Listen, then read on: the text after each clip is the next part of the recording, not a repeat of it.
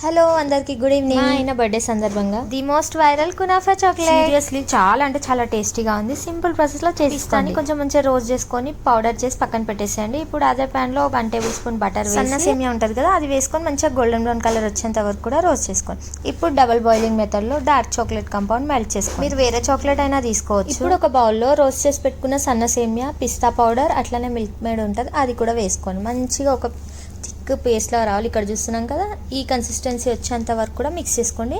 కొంచెం food colour వేసుకోండి, green colour కోసం. ఆప్షనల్, మీకు వద్దనుకుంటే వేసుకోండి. దగ్గర చాక్లెట్ మౌల్డ్ లేదు కాబట్టి ఇది యూస్ చేస్తున్నాను. బిస్కెట్స్ చాక్లెట్స్కి వస్తుంది కదా, అదే తీసుకోండి. స్నాక్స్ ఏదైనా తీసుకొని దాంట్లో మెల్ట్ చేసి పెట్టుకున్న చాక్లెట్ వేసి మంచిగా స్ప్రెడ్ చేసి ఫ్రిడ్జ్లో పెట్టండి. 10 minutes అయితే మంచిగా సెట్ అయిపోతుంది. ఇప్పుడు మనం పిస్తాది రెడీ చేసి పెట్టుకున్నాం కదా, అది వేసి మంచిగా స్ప్రెడ్ చేసి దానిపైన నుంచి మళ్ళీ చాక్లెట్ వేసి మంచిగా స్ప్రెడ్ చేసుకోండి. ఇప్పుడు ఫ్రిడ్జ్లో పెట్టేసేయండి ఒక 1/2 hour పాటు.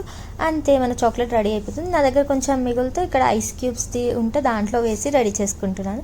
చూసారా, మన చాక్లెట్ అయితే రెడీ అయిపోయింది. నేమ్తో సహా వచ్చేసింది. చూసారా ఎంత టెంప్టింగ్, ఎంత టేస్టీగా ఉందంటే సీరియస్గా చెప్తున్నా, నాకైతే చాలా నచ్చింది. డెఫినెట్గా ట్రై చేయండి. Simple process.